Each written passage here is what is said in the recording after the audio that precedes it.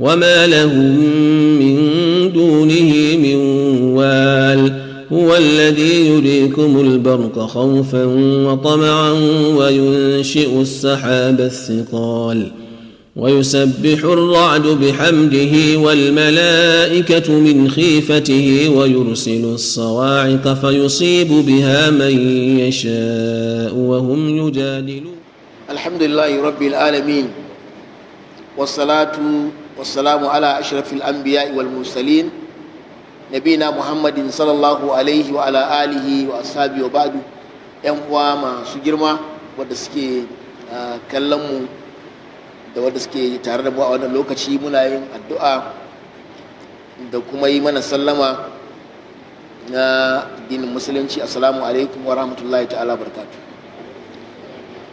Muna yin addu'a Allah ta'ala ya samu cika da kyau da imani, wadda suka riga mu kuma Allah tabaraka wa ta'ala ya kai haske kabarin su ya yafe musu. To yau ma kamar yadda muka saba za mu tashi nan kwana a wancan mako, har yanzu muna cikin suratul baqara. Za mu tashi akan aya ta 29. We are going to continue from where we stopped last week. We are still in suratul baqara. We are continuing from verses 29, where Allah says, وَالَّذِي خَلَقَ لَكُم مَّا فِي الْأَرْضِ جَمِيعًا. أعوذ بالله من الشيطان الرجيم. هو الذي خلق لكم ما في الأرض جميعا ثم استوى إلى السماء فسواهن 7 سماوات وهو بكل شيء عليم. Allah tabaraka wa ta'ala a wannan aya, kuma gabanin wannan aya ta 28, Allah ta'ala ce ta yaya kaifa takfuruna billah, ya za ku kafirce mu Allah, wa kuntum amwata, da kuna matattu, fa ahyakum, sa'annan Allah ya rayar da ku, sun mai mitukun, sa'annan Allah ta'ala zai kashe ku, sun mai yukun, sa'annan Allah ta'ala zai tada ku, sun mai ilaihi turja'un, sa'annan dukkaninmu gabanin Allah, gabakin Allah, wajen Allah za mu tattaru. Ba mai tsallakewa, kowa sai an tattaro shi an kawo shi gaban Allah tabaraka wa ta'ala ranar alkiyama. To wanda yake da wannan ikon, da ba mu sai ga mu, nan gaba kuma za a samu ba mu, sannan a tada mu. Yaushe ba za ka bauta ma shi wanda ya wannan ikon ba? Waye kuma kamar shi? Waye ke rayarwa? Waye ke kashewa? Wa zai tattara mu?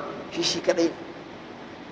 To sai wannan ayan take cewa ubangiji tabaraka wa ta'ala wanda aka ce a bautawa, huwa allazi khalaqa lakum ma fil ardi jami'a, shine wanda ya halitta maku abin da ke cikin ƙasa gabaki ɗaya kaf, shi yayi wannan halitta.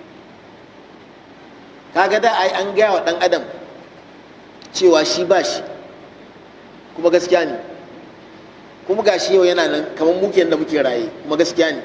Sa'annan za mu mutu, kuma gaskiya ne, duk ba mai kokonta wannan. Sa'annan Allah zai tada mu gabaki ɗaya. To wannan ga ɗan adam kenan. To sauran abubuwan da kuma ɗan adam yake rayuwa da shi, sai Allah ya sake ambaton wayannan abubuwan. Shi yasa Allah ta'ala ce huwa allazi khalaqa lakum ma fil ardi jami'a. Shi Allah shi ya halitta ma ɗan adam ɗin nan da muka ambata cewa da ba shi, gashi yanzu kuma zai koma za ta taro shi. To shi ya mai halittun abubuwan da yake mora. Dan da Allah ya yi mu kawai haka, bai kuma halicci abin da za mu ci ba da abin da za mu sha ba, to da ba za mu rayu. Sai Allah ya sake ambato wata ni'ima mai girma da yawa ɗan adam bayan halittar ɗan adam. Wallazi khalaqa lakum, shine ubangiji wanda ya halitta maku ku ɗan adam da ma dukan halittu, ma fil ardi, abin da ke ban ƙasa, jami'an, duka nashi, da ruwa da ƙasa da tsirrai da yaba, duk abin da ke fitowa, duk abin da muke ci, shi Allah ta shi ya halice shi jami'an, ba abin da aka bari. Kaga wannan ma ƙari ne na bautawa Allah. dan da yayi wa mu babu abin da za mu ci da duk mutu ai, da yayi wa mu da babu abin da za mu shaka, ba abin da za mu sha na ruwa, ba inda za mu zauna, to da ba mu rayu ba. To ga wata ni'ima babu da Allah ta'ala ya mana jami'an, duk abin da gani Allah ta'ala shi halicce shi. Kuma da wannan ayan malamai suke cewa duk abin da Allah ta'ala ya halitta ma dan adam a ban kasa ya halatta mashi, sai fa abin da aka mene aka haramta. Wannan ayar, wannan gaban kuma bangaren ɗaya daga cikin bangarorin ayar, huwa allazi khalaqa lakum ma fil ardi jami'a, shi ya halitta muku abin da ke ban kasa gabaki ɗaya naku, da kifi da rago da waye, komai ka ci, komai ka saka, sai abin da Allah ta'ala kuma ya hana. Shi yasa shi a mu'amala idan mutum ya sa rigarsa ba za ka ce kawo dalilin sa babban riga ba, kai za ka kawo dalilin haramta, domin Allah ya halatta duka. Shi kuma ibada ba za ka yi ibada ba sai an sa ka, amma a mu'amala ka sa riganka, ka ci abinci, ka ci kifi, ka ci kwado, Allah ya kyauta. Ina ga wajen yankan kwadon ma za a sha wala. To duk abin da kake so duka ka ci, sai abin da Allah ta'ala ya haramta maka. Duk abin da zaka saka ka saka, sai abin da aka haramta maka. Da wannan aya, wallazi khalaqa lakum gare ku an ba ku ma fil ardi jami'a. To sai Allah ta'ala ya zo ya haramta waɗansu abubuwa, ko a Qur'ani ko a nassi na hadisin manzon Allah sallallahu alaihi wasallam. Hurimat alaikum wal maitatu wad damu wa lamul khinziri wa ma uhilla bihi li ghayrillah.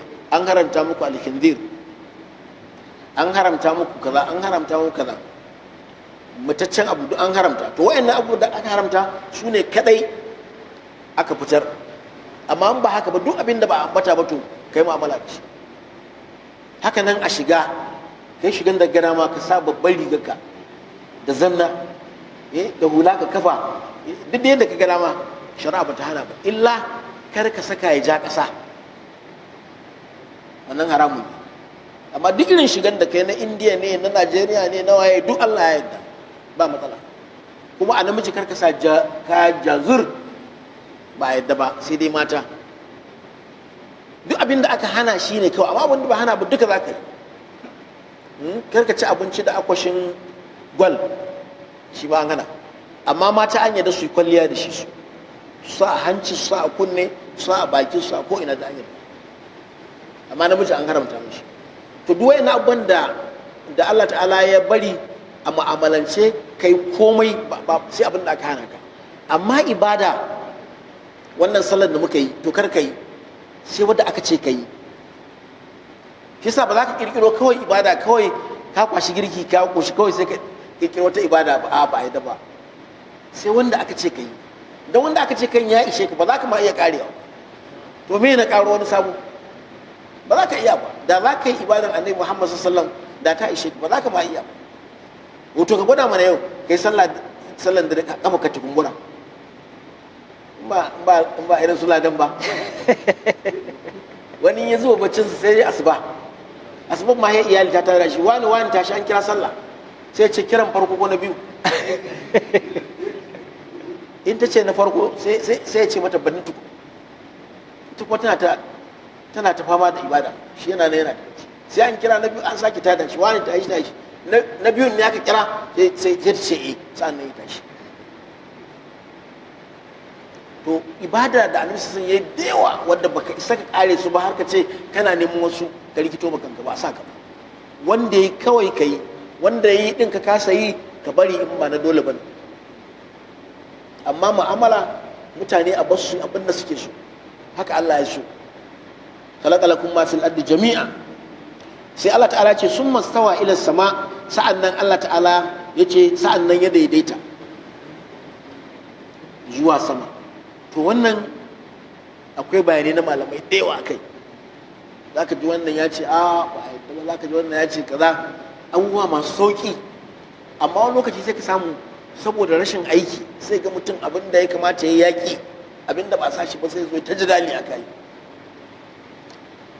Saboda za a samu irin fahimta daban-daban akan wannan, malamai suka ce duk lokacin da ka ji an ce istiwa daidaita a larabci to yana ɗaukan ma'anoni. Daga ciki idan ya zo la ta'adda bi harfi bai haɗu da wani harafi ba,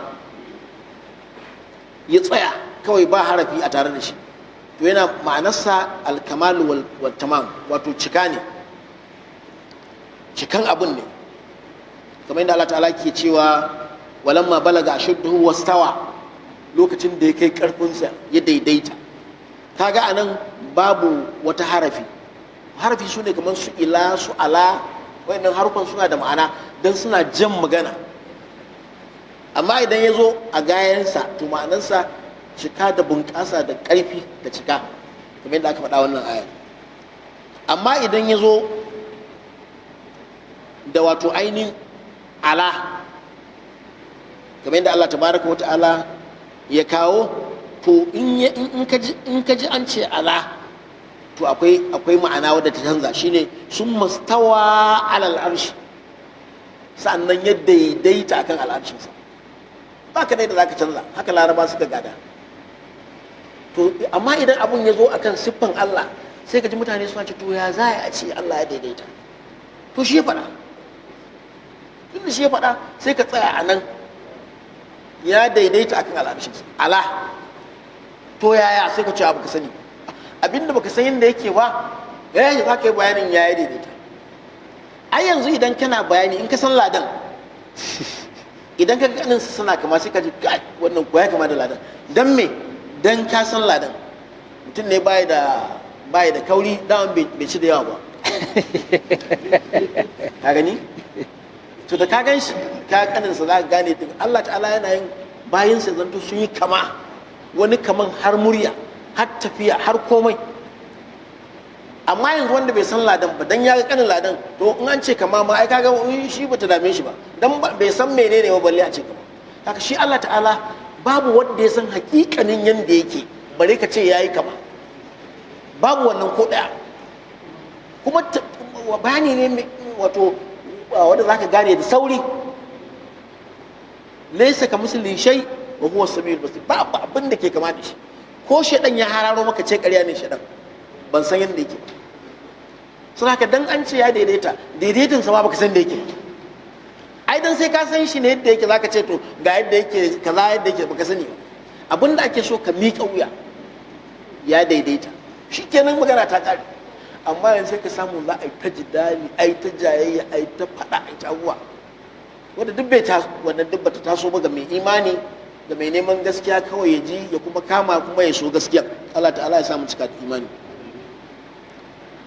Kuma yana iya zuwa shi istiwa da ila, kamar yadda muka ji a wannan ayan, sun mastawa ila sama'i fasawwahunna sab'a samawati. Duk malamai suka ce in ya zo da wannan ma'ana ana nufin nufi qasd. Duk malaman tafsiri, malam Goma ya ce nufi, in ka dubi na Hausa zaka ji ya ce nufi, in ka dubi na Larabci za ka ci sai qasd, kafin da sadin da dadu, nufi. To me na jayya, sa'annan yayi nufin halittan sammai, kuma ya halice su ga sunan sab'a samawat, sammai bakwai. Kaga mu yanzu ai muna ganin saman mu, to akwai sama guda bakwai Allah tabaraka wa ta'ala yayi, kamar yadda ya ga mana a wannan aya da kuma ayoyi da yawa. Sun mastawa ila sama'i, anan ba a faɗi a yawa, fasawwahunna sab'a samawati, sa'annan ya daidaita su, ya halicce su, ya karfafe su, ya inganta su, sammai ɗaya bayan ɗaya guda bakwai. Waye wannan? Allah tabaraka wa ta'ala. Wa huwa bi kulli shay'in alim, sa'annan shi Allah mu sani yana da ilimin komai da ka sani Allah yana sani. Kaga abin da ake so a nan na darasin tarbiyya shine mutum ya san Allah ta'ala ya yi mana mu 'yan adam, ya mana wato ainihin abubuwa na jin daɗi da yawa. Bayan ya halice mu bai bar mu a banza ba, da ya ga dama sai ya halice mu ya bar mu ba abinci, sai mana abin da za mu ci, abin da za mu sha, duka ya ce namu ne, mu je mu yi ta cin komai. Shi yasa za ka ga abin da ake ci a India ya manta abin da ke ci a Najeriya na abinci lokaci a bugun suna cin bera ba bera suna gudu ana ka kamo su beran ma ga su ba ma'anansu su kuma nasu dabdalan kenan Allah ta'ala ya dan adam a ban kasa ya mai abubuwa da dama wanda zai rayu wasu ma danye suke cin wasu naman su haka Allah ya yi su abinda kake takama da shi wani baya takama da shi amma sai Allah mana su gaba ɗaya kowa ya ci abin da ya ga dama haka nan tufafin sakawa za ga wasu kasashen abin da suke sakawa daban mu namu daban nau'ina daban duk Allah ya yarda hatta masu ɗaura wuya da kunkumi haka duk an yarda matukar baka wuce ka'idan da aka saka maka ba duk an yarda Allah shi mu daban-daban ya mana duk abin da muke so ya bamu duk gaba ɗaya kowa ya zaɓi nashi sa'an nan ya halitta mana sammai din nan su ma suna da fa'idodin su masu yawa yanzu a kimiyya an kaji irin bayanai da ake akan fa'idodi na duniyoyi da Allah ta'ala ya yi mana mu namu duniya ya sanya ta daidai iya irin yadda za mu zauna mu rayu ba kai mu can kusa da rana ba daidai rayu daidai da ruwanmu da abincinmu da komai ya daidai da rayuwar ɗan adam wasu duniyoyin da Allah ya yi ba dama abu mai rai ya rayu saboda sanyin wannan duniyan ko kuma saboda zafinta Allah ya ma ɗan adam baiwa da yawa Allah yana sanar da komai wannan yana sanar da komai ɗin yana ƙara mutum tarbiyyan cewa tunda yana sane to karka yi abin da Allah tabaraka wa ta'ala ba shi Allah ya sani yanzu idan wajen ma'aikata ne idan ka san na gaba da kai ya san kayi laifi ko kuma ka san zai gane kayi laifi sai ka yi saboda kare kama ka to ina ga Allah wanda za a zo a sa ka a turbaya daga kai sai halinka ana binne mutum babu abin da zai sai ayyukanka ko tambayin da za a ma annabi sallallahu alaihi wasallam cewa waye wannan mutumin da ya zo ba za ka ansa ba sai kai koyi da annabi Muhammad sallallahu alaihi wasallam da kai koyi da sai ka ce shine annabin Allah annabi Muhammad sallallahu alaihi wasallam sai kawai kaga an murmusa maka kaga wani murmushi kamar manta da subsidy da wahalar duniya da Najeriya duka kana cikin kabari mala'ika ya girmama ka sai a buɗe mutum gidansa na wuta sai a nuna mashi sai ya firgita sai a ce kwantar da hankali ai da baka ansa ba to daga gidan matun da ka ansa annabi Muhammad shi sa dole baka da zaɓi shi zaka bi sai a nuna ma gidan kana aljanna sai ganin da nan mutum ya canza a cikin nan kabarin take za a buɗe gidan kawai buɗe ma gida mutane ne kawai suke ganin ka a kabari kai baka cin kabari kana cikin nema to wannan gidan ne fa gidan nan da aka nuna maka sai a dan bulo dan wani waje iskan wajen kawai yana shigowa wallahi malam ka zama sarki ka so masarauta a wajen iskan kawai da yake busuwa da gidanka da wani kanshi to ana cikin wannan yanayin kuma sai wani yanzu dan gayen gaske tsaf halitta mai kyau sai ka duba kuma ka ce kai kuma waye ya ce ni ne ayyukan kai a duniya kana ta sallah kana ta azumi kana ta karatun alqur'ani kana ta sahun gaba kana kullum ai ni ne ai sai ya ce marhaban ya bana sai jin daɗi a wannan bai fa mummuna zai bayyana gare shi munin kadai ta isa azaba kai ne wa sai ce ai ɗabi'unka da kai za mu zauna kuma ga ɗan kofa an bincino mutum na wutan jahannama wa iyaz billahi wannan ramin da muke gani karami ne sai an sake matsin shi haƙarƙarin shi sai ya kan ɗaya haƙarƙarin saboda matsayin kabari to bai kaji daɗi a duniya da zai kai ka irin wannan bala'i me aka baka a duniya ko duk duniya aka baka za ka yi wannan bala'i domin ta riga ta ƙare a yi ma baka ita bare ma kisa duk wanda baya aikin kwarai yana cutan kansa ne kuma shi Allah yana gani Allah baya mantuwa kisa wa'annan ayoyi da Allah ta'ala ke tuna mana fa yana sane fa to yana sane dan mutum ya sani ya gyara dan ka san yana da sani ya sani to baka gyara ba ina amfanin sani bai amfani ba Allah ya sa mu cika da imani huwa allazi khalaqa lakum ma fil ardi jami'an هو الذي خلق لكم ما في الأرض جميعا ثم استوى إلى السماء فسواهن سبع سماوات وهو بكل شيء عليم. Allah says in this verse, Lakum is referring to mankind, generation of mankind, right from our grandfather Nabi Adam alayhi salatu wasalam till this hour. In the hours that the world will exist, Allah has created for us in abundance of our needs, either of eating, either of drinking, either of clothing, either of shelter. Whatsoever you know man is in need of, Allah has created it for him. Jami'an. And all these were created by him alone. Nobody assisted him. And he knows the needs of man, and he makes it sufficient in abundance. And look at it. Allah is so great that even the nature of food and the color of food and the type of foods are so many, so that some part of the world enjoy what they want in food. You don't even know the type. What we are consuming here in Africa, some other world doesn't even know about it. They consume other things. And Allah has made the provision. He is the one that made that provision for man. And we are aware, before this verse, Allah has told man that how will man disbelieve in Allah while man was not existing before? And Allah brought him to existence. And he's going to cease from existence. And Allah is going to bring him back to life for judgment. Now, after mentioning that in that verse, then Allah followed it up with the verse of provision. We do not only created you, but we make provision for you. Are you having any excuse not to worship Allah? Look, even the verse that Allah subhanahu wa ta'ala has challenged man, that we created you, you are not existing. Today you are existing, tomorrow you will not exist, and we are going to turn you back to life.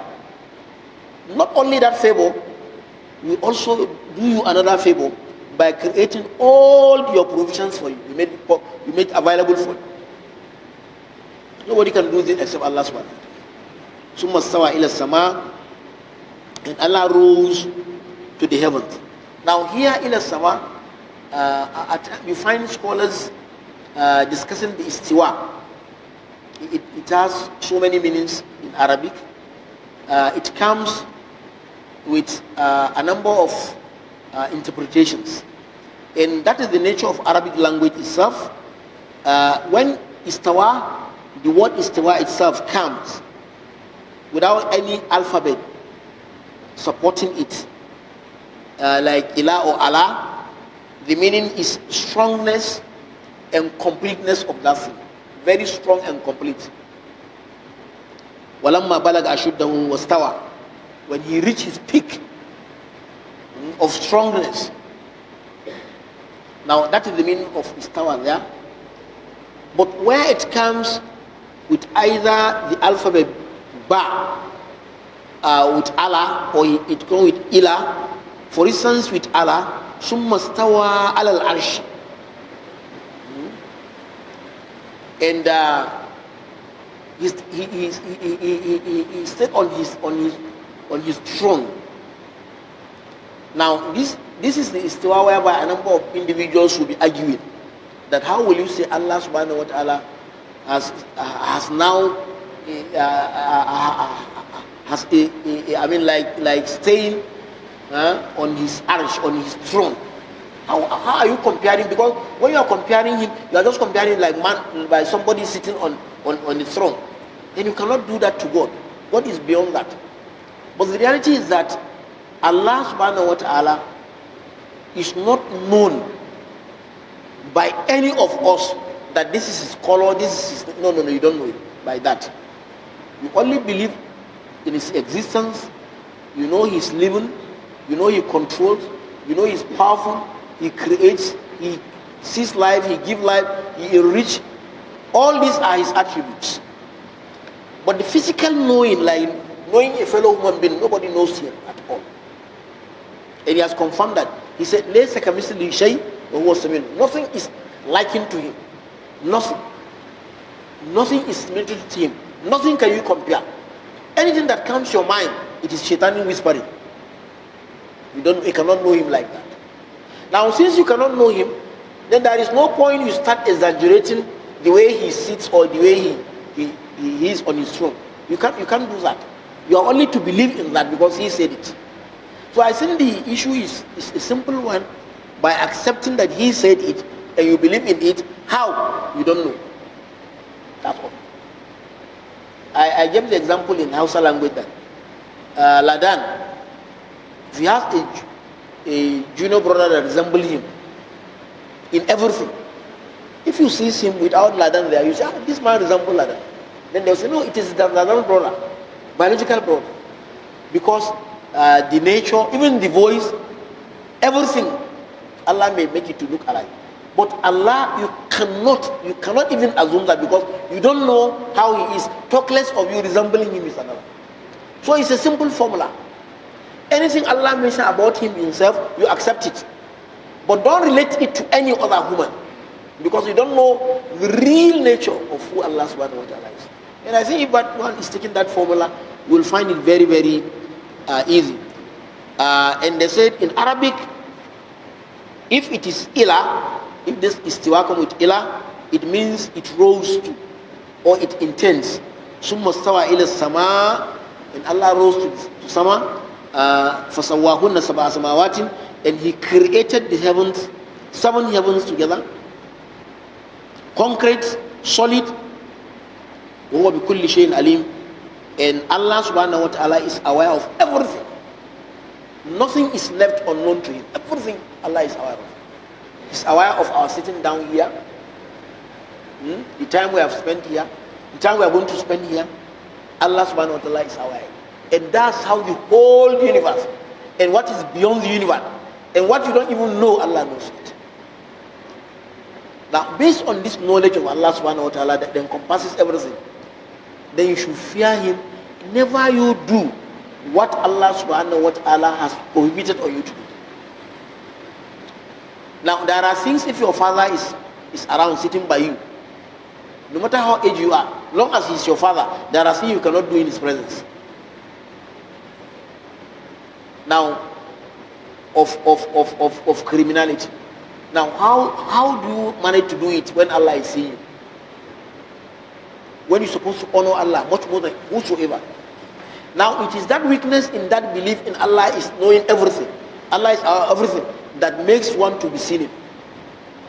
But the more you know Allah, more of his attributes, the more you distance yourself from anything that Allah has said no to. And it is this knowledge that Allah has mentioned that makes some servant of his to be very close to him. They will never allow Allah to see them doing what he is seeing, knowing, and they are doing it. They will never do it. And you see, the difference between living and death is just some seconds. Now we are living. In some seconds, anything can change. Look at the brother we have just mentioned. Maran Tamim told me, just as I was entering the mosque for Maghrib, that the brother attended the talim of imams of last Thursday.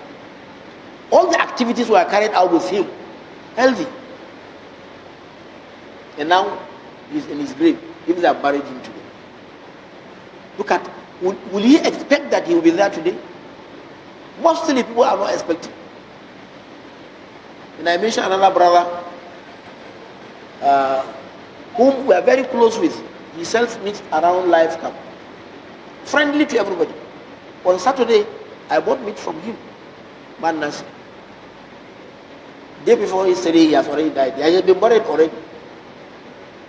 Healthy. Somebody who go with the meat on his head going round, you know he's healthy. You cannot try it. If you try it, you can't even try it. It shows how healthy he is. But with that, he has died. Will he know that he's going to? He doesn't know. Likewise, I don't know. Everybody doesn't know. The best we could do is to make sure we are now applying that Allah is watching us. So by that watching, He should not see us doing anything He doesn't like. Don't do it. Because tomorrow or next tomorrow, any one of us can be there. It has ended. Those in paradise will start enjoying their paradise right away in the grave. Because the hadith is sound that after you being in the grave or me being in the grave, Allah will send an angel. That angel will come immediately. He will ask you, who is that man? Then if you follow Rasulullah sallallahu alaihi wasallam, then you say Rasulullah, Muhammad sallallahu alaihi wasallam. That's the Prophet of Allah, whom I followed. You cannot answer. You want the answer now. It is your actions and this will make you to answer. Then the angel will show the person his house in the hellfire. You will be scared. And you said no. Because your answer is correct. It has been changed for you with this house, which is your own truth. And his house in the paradise will be shown to you. Inside the grave. And there, the grave will be expanded. It is we that are ordinary, you cannot see it. And then there will be some open from the paradise to his grave, his house there. You start enjoying the enjoyment of the paradise while in the grave. And after a while, another handsome person will come and appear. You will look at you and say, who are you? You say, it is your righteous deed. I'm going to stay with you here. You are not going to be alone. But for the other person, a very wicked person, very ugly. Who are you? Scared. Say, no, don't go anywhere. We are together. That's your deeds. And the grave also will be tightened more. You know how tight it is. Until the ribs of the right, and the left are now submerged, one on another, and the grave also narrowed more than how it was before. Now, what have you enjoyed on the earth that makes you to deserve this? What is the enjoyment? Tell me. If the whole Nigeria is given to you, can you sacrifice that with this? This endless suffering? And at that moment you have forgotten that you have ever even enjoyed on earth. So let us be very calculative by knowing Allah is aware. Allah is aware. Allah is just looking at us. Allah is aware. He's seen everything. He knows everything. بكل شيء عليم. وإذ قال ربك للملائكة وإذ قال ربك للملائكة إني جاعل في الأرض خليفة قالوا أتجعل فيها من يفسد فيها ويسفك الدماء ونحن نسبح بحمدك ونقدس لك قال إني أعلم ما لا تعلمون. To wannan sabon darasi ne da Allah tabaraka wa ta'ala yake tuna mana wato halittar mu yan adam tun da kan kakanmu annabi Adam alaihi salam. Shi yasa tarihin Qur'ani shine tarihi mafi inganci. Wani tarihi za a baka idan ya ci karo na Qur'ani to ka jefar da shi. Sai dai na jarabawa ne to ka dan boko dan ka ci jarabawa. Yawa kuma ka yi istighfari. In ka ce dan adam daga biri yake to ka yi istighfari. Ƙarya ne. Allah ta'ala ce wa idh qala rabbuka lil mala'ikati ka tuna yayin da ubangijinka ya gaya wa mala'iku inni ja'ilun fil ardi khalifa, ni mai sanyawa ne a ban kasa wato khalifa. Wannan magana ne wanda Allah ta'ala yi wa mala'iku, kuma wannan shi ke nuna cewa mala'iku sun girmi 'yan adam, domin a lokacin da Allah ta'ala ke magana da su babu ɗan adam. Allah ta'ala ce yana gaya musu ne zai sanya khalifansa a ban ƙasa. To mala'iku da suka ji wannan magana, su kuma daman su mala'iku ba sa saba ma Allah. Su ba maza bane, su ba mata bane, ba sa ci, ba sa sha, ba sa bacci, ba sa sabon Allah tabaraka. Haka suke tun fil azal. Kuma ba gwaninta suka yi ba, haka Allah ya yi su. Yawa mu kuma da mu ji labari yadda Allah ya yi mu a Najeriya ka ai mun gani yadda muke, sai dai kawai Allah ya yafe mana.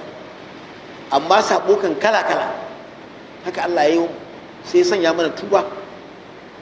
In ka tuba sai Allah ya, amma mala'ika bai isa ma ya sabon balle to su da aka gaya musu za a halicci dan adam a ban ƙasa, ƙalu sai suka ce a taj'alu fiha, wato za ka sanya a cikinta a ban ƙasa man yufsidu, wanda zai yi barna fiha a ban ƙasa, a cikin ƙasa, wa yafsiku dima, sa'an nan ya zubda jina ne, dima ba jini ɗaya ba kamar yadda ake zubda jini yanzu a Palestine. ai dan adam ke wannan aiki Isra'ila, kamar yadda mu nan ma ya ga mutum ya kama dan uwansa musulmi ne ya kama musulmi, ya kawo kuɗi ba kawo kuɗi ba sai ya kashe shi. Wani lokacin ba an kawo kuɗin ma sai ya kashe shi. Zubar da jini, mala'iku sun faɗi wannan. Zai yi barna a ban ƙasa, zai sha giya, zai yi zina, zai kuma zub da jini. Jina ne. Ya fi suku dima, kaga an faɗi manya-manyan kaba'irai, barna a ban ƙasa da zub da jina ne.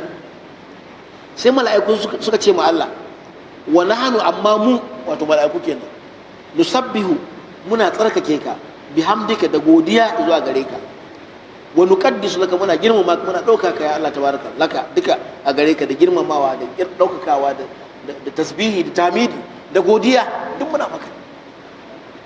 Ba ma kuma barna, ba ma kuma zubar da jini, duk da bai zo ba, ma'ana kenan.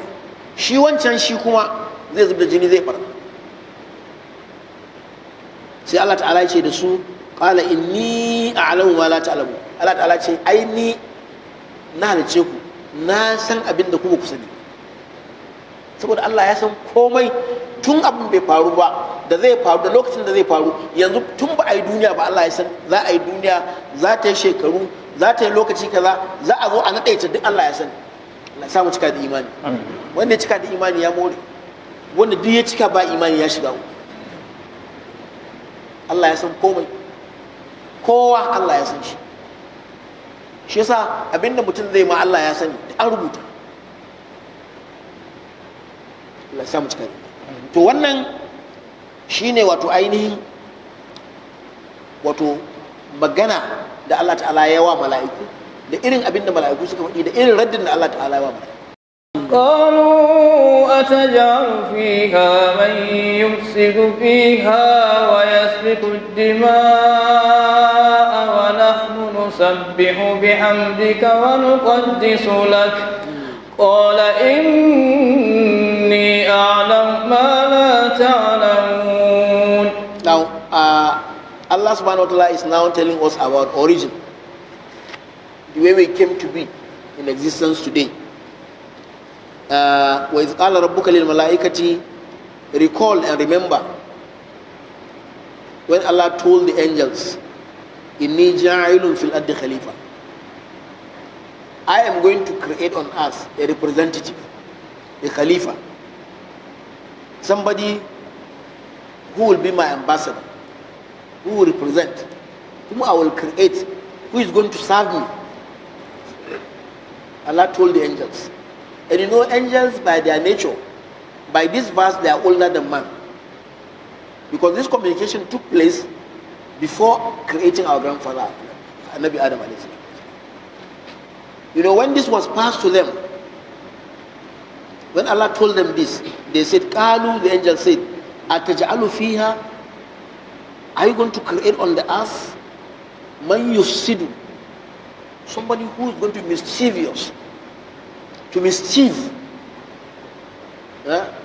on earth, fiha, where yasfiku dima, and that person is going to shed blood on earth.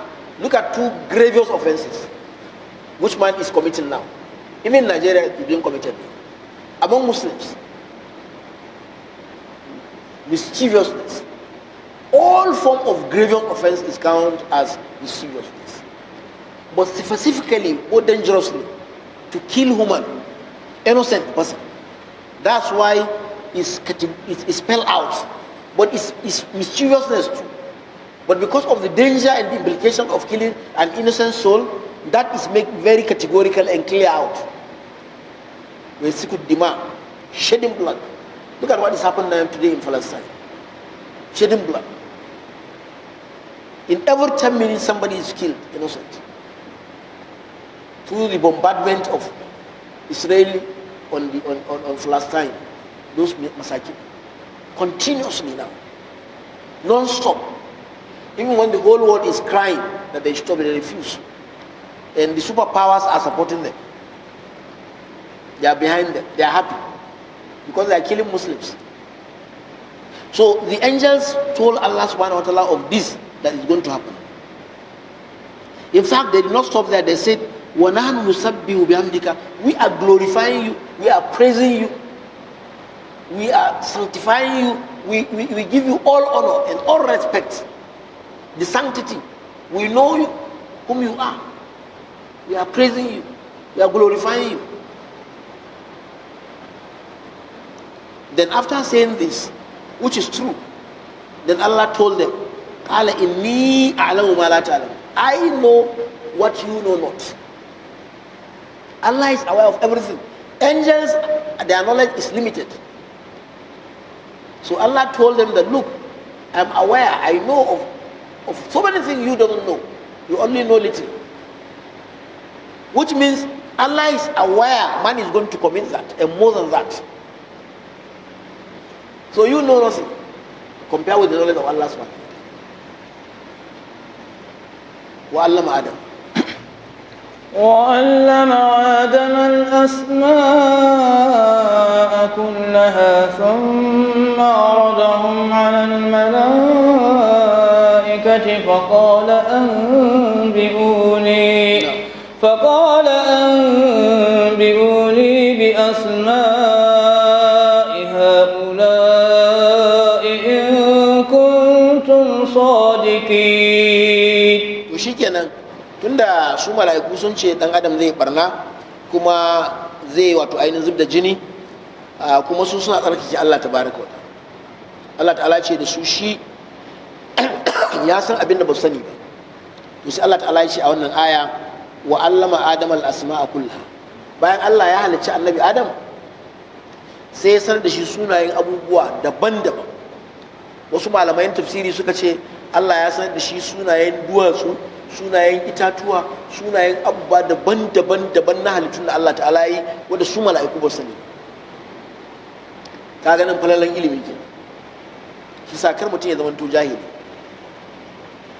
Shi ilimi ba sai mutum ya haddace alkur'ani kaɗai bane za a ce a ilimi mafi girma a kanka ka san me Allah ya halatta, me Allah ya haramta, kuma ka san wannan ilimin ba don kwalliya ba, a don abin da Allah ya halatta to ka mora, abin da ya haramta ka nisanta.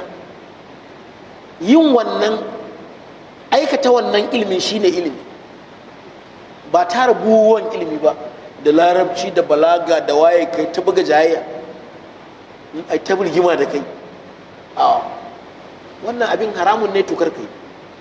Wannan abin halal ne, sai kai. Allah ya ce kai wannan ibadan to kai. Allah ya hana kaza. Wannan shine tsantsan ilimi. Yasa sahabbai suka mori kowa. Su abinda suke so me Allah ya ce ai, me ya ce kar ai, kawai an gama. Mu kuma sai mutum ya sani a lokacin ma zai taka sani. Har ma kaji ana cewa wai abin nan kai abin nan kar kai abin da nayi, ka dai dauki abin da na gaya ba. Kaji malanta an kai nan. Wai ba abin da malamin zaka ba, abin da dai kawai ya hana din kawai, saboda shi malamin shi karan kansa ya kwana. To kar kai kwana, ka bi abin da ya faɗa, ba abin da ya. Amma shi ilimi na asali shine shi malamin karan kansa abin da yake gaya maka yana yi, abin da yake hana ka yana hannuwa. To shine ilimi. Amma ilimin kwalliya na gaye shine kawai ka tara shi buhu wajen jayayya sai ka kura mutum 1000, amma in aka dubi aikinka babu, wannan ba ilimi ne. To mala'iku sun tsaya a nan, sai Allah ya sanar da annabi Adam sunaye duka. To bayan ya sanar da annabi Adam sunaye abubuwa duka, sun ma'aradahum alal mala'ikati, sai Allah ta'ala ya bujirar da wayannan abubuwan ga mala'iku, kamar su wayannan ganyayen, su wayannan duwatsun, su wayannan abubuwan abinci kala-kala aka bujirar, aka gabatarwa mala'iku. an shiga jarabawa. To mala'iku menene sunayen wa'annan abubuwa? Faɗa mu. Arar shi ne kamar ka baje kolin abu. To me sunan wannan, me sunan wannan, me sunan wannan? Alal mala'ika. Faƙala an biyu ni sai Allah ta'ala ce ku ba labari bi asma'i ha'ula'i, wa'annan sunayen wa'annan abu ku ban labarin su, ku gaya min sunayen su. In kuntu sadiqina, idan kuna da gaskiya, in kuna da sani, ina so in ga sanin. Kaga jarabawa kenan akwai jarabawa. An yadda awa mutum jarabawa. Idan ana ganin ka sani ko baka sani ba, ce to shiga aji, dauki bairo da takarda kai rubutu. Jarabawa an yadda da shi, Qur'ani ya tabbatar da shi. Haka in aka ce ai jarabawa, kar mutum ya ce mu ka zaka yana nan an yadda dan a gano. To gashi mala'iku an ce a gano, ba an gano ba. Haka kar gwani ya ce wai jarabawa ya rayu ne. Duk makaranci ana jarabawa, an yi shar'a ta yadda a iya gane wanda ya sani da wanda bai sani. Kuma ba shi ne alama na imani ba dan kana da sani, amma wanda bai sani ba ai bai sani. نعم.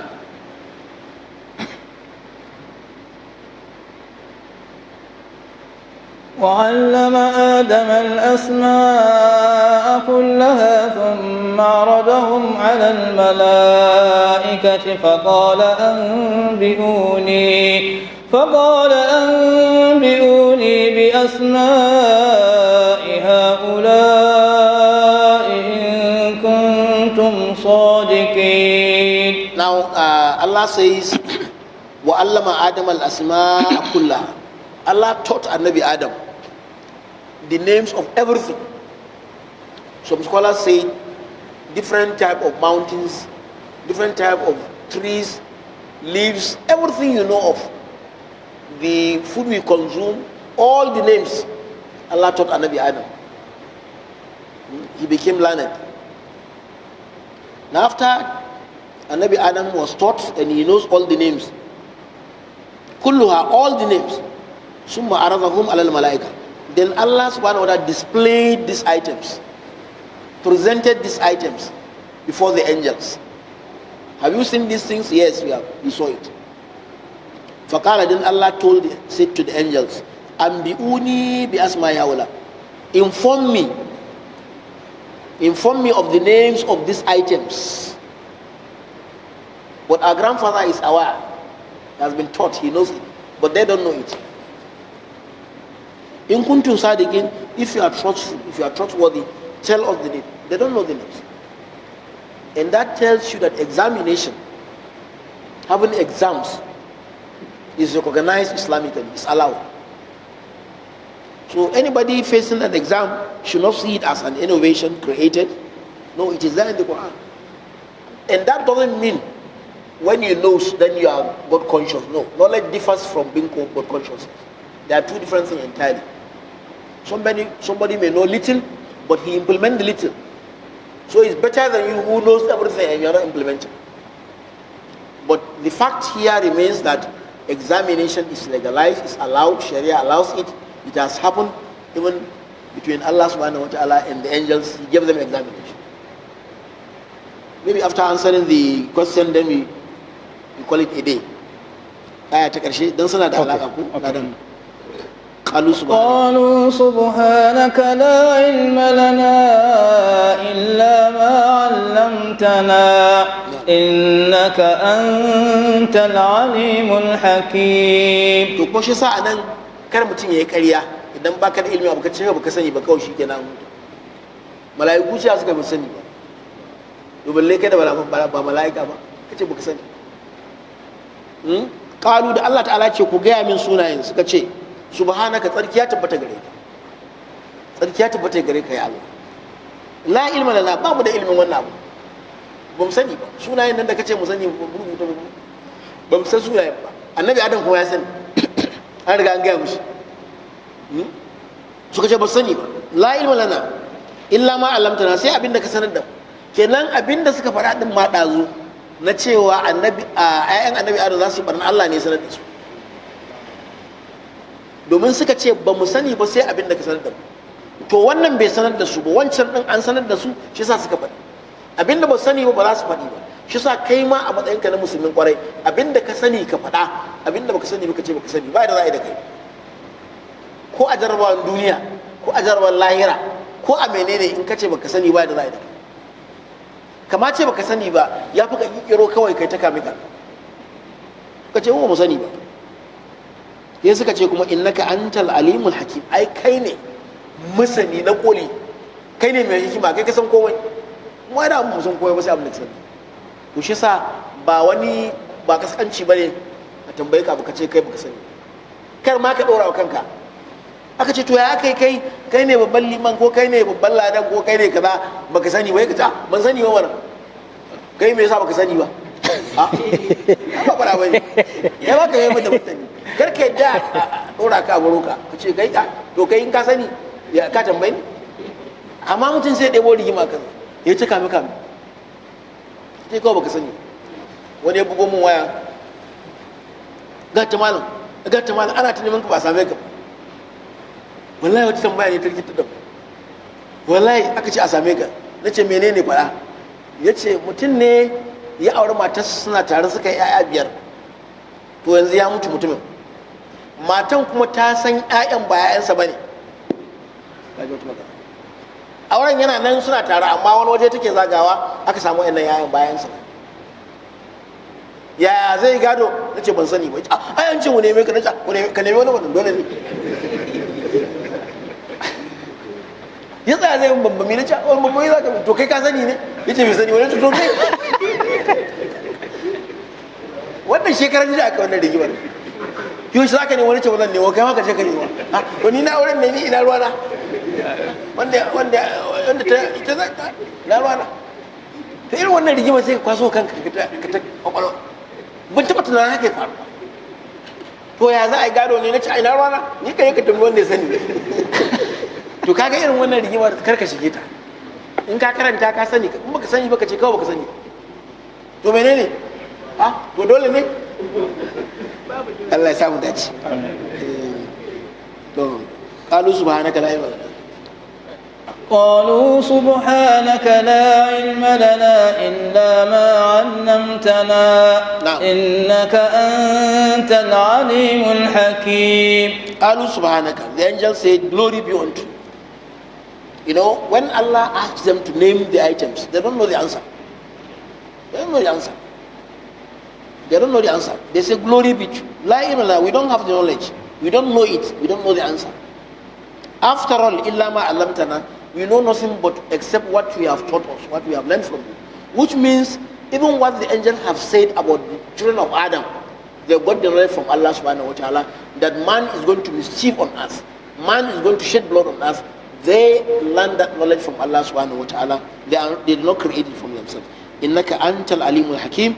You, Allah subhanahu wa ta'ala, is the knower of everything. You are the wise. You knows everything. Anything that will happen, you know it. And you know the reason why it's coming to happen. Now that's why you should limit yourself to what you know. Don't feel too big that you know everything. Anything you don't know, simple. You don't have hypertension. When you are cracking your brain for what you don't know, you tell lies, then you tell another lie. Just say you don't know. If the person who is asking you is surprised you don't know, tell him, why don't you know you too? What is the problem? Why don't you know? Are you not human? So don't allow people to confuse you. Anything you don't know, just say you don't know. It's not an issue at all. Knowledge differs from your iman. You can be as high as anything in knowledge and your iman is 0 because you do not implement the content. So people are seeing the knowledge compared with the iman. They are two different things entirely. So one should be careful of saying what he doesn't know. Anything you don't know, just say you don't know boldly. In fact, be happy to say it. It's not an issue. And it's not a crime. So may Allah increase of iman. May Allah subhanahu wa ta'ala give us peace in our nation, Nigeria. Our brothers in Palestine, may Allah subhanahu wa ta'ala give them peace. Allah, we ask you to make them comfortable wherever they are. Those who have died among them, we ask you to count them among the shuhada, among the martyrs. ربنا آتنا في الدنيا حسنة وفي الآخرة حسنة وقنا عذاب النار سبحانك اللهم وبحمدك نشهد أن لا إله إلا أنت نستغفرك ونتوب إليك سبحان ربك رب العزة عما يصفون سلام على المرسلين الحمد لله رب العالمين.